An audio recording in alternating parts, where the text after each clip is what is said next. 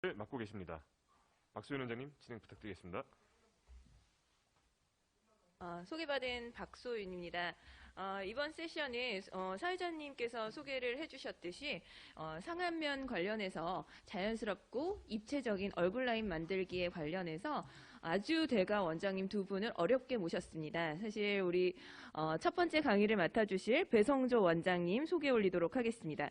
배성조 원장님은 저희 본 학회 국제미용학노학회 회장을 역임하고 계시고 비만 연구의사회 부회장, 그 다음에 아시아 푸티클럽 회장, 메디게이트 에스테틱 포럼 자문의 등 아주 다양한 학회 활동을 하고 계십니다.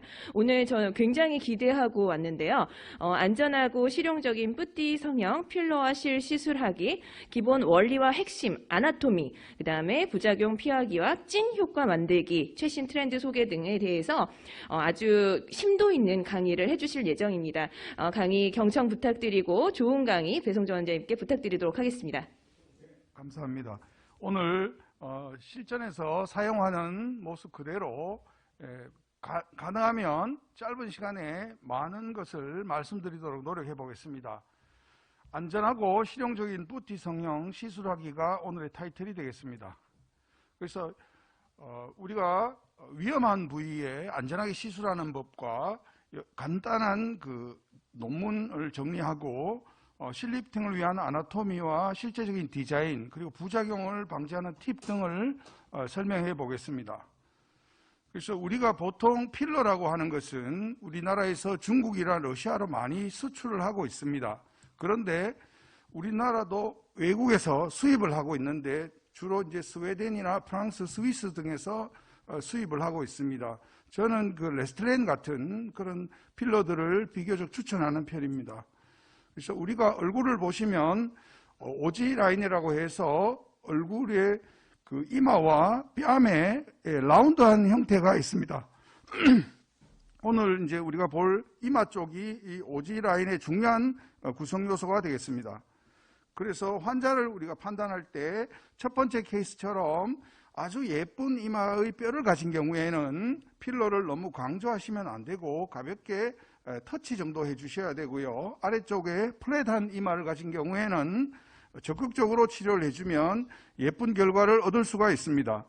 그래서 이 부분의 혈관을 우리가 보시면 슈퍼피셜 템포럴 아테리와 수프라 트로코레아, 수프라 오비탈 아테리를 우리가 잘 알고 있습니다. 그런데 간혹 이렇게 센트럴 아테리가 있기 때문에 이 부분도 유념해서 마취도 하고 시술할 때 주의를 하시는 게 필요하겠습니다.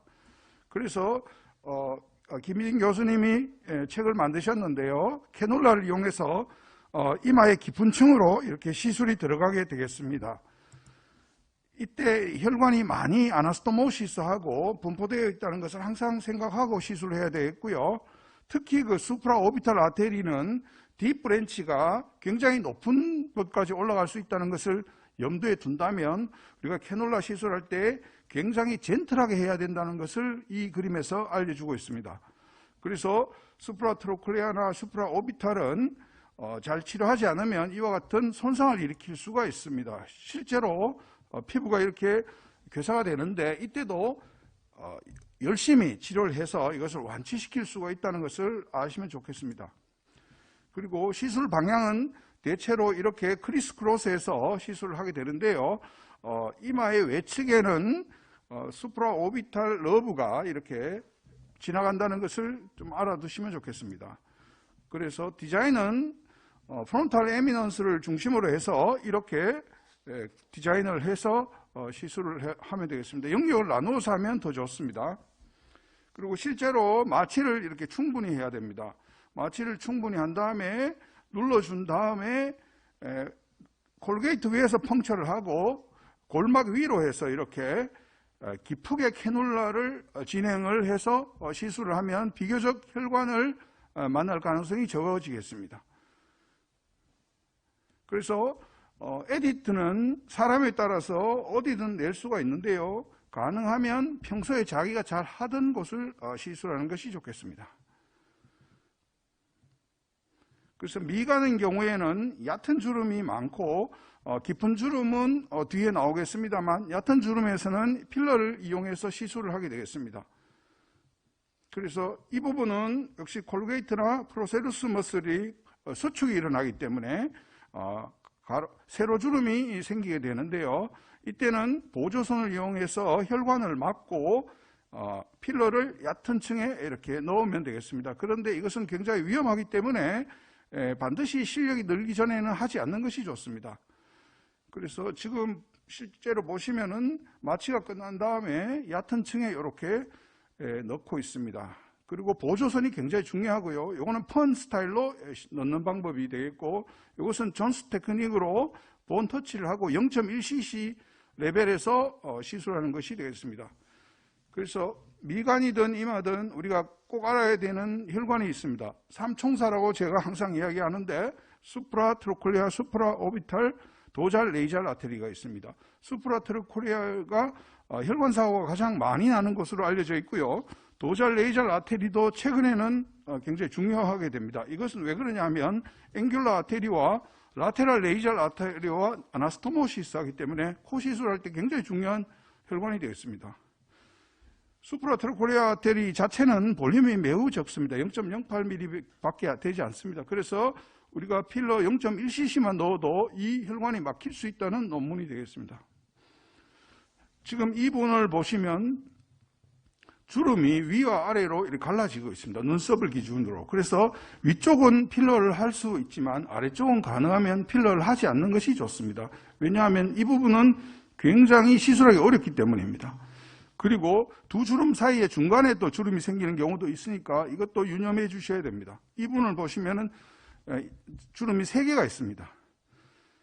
그래서 이것에 대한 논문을 한번 보면은 솔리드 필러 개념으로 웨지드, 소위 말해서 우리가 압착된 실을 가지고 이것을 잘라서 캐놀라에 인위적으로 넣어서 한번 이 주름 밑으로 넣는 그런 논문이 있습니다.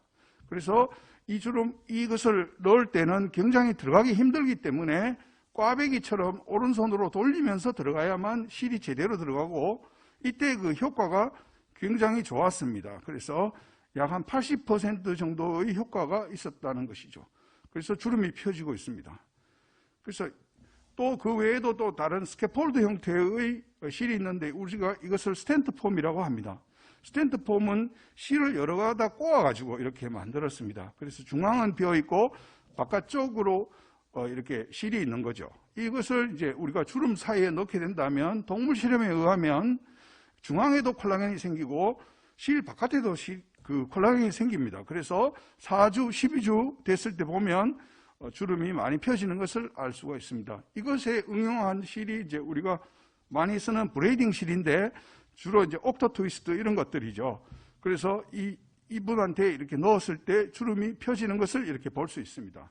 여기서 중요한 것은 구멍을 낸 에디스를 어떻게 운드 케어할 것이냐입니다. 그래서 환자의 피부가 너무 얇다든가 이런 경우에는 조심을 하셔야 됩니다. 그래서 여성분인 경우에는 실을 조금 부드러운 걸 씁니다. 그것을 저는 소프트라는 말을 쓰는데 7.0 USP 곱하기 16개 혹은 12개의 실을 넣어서 이렇게 펴주고 있습니다.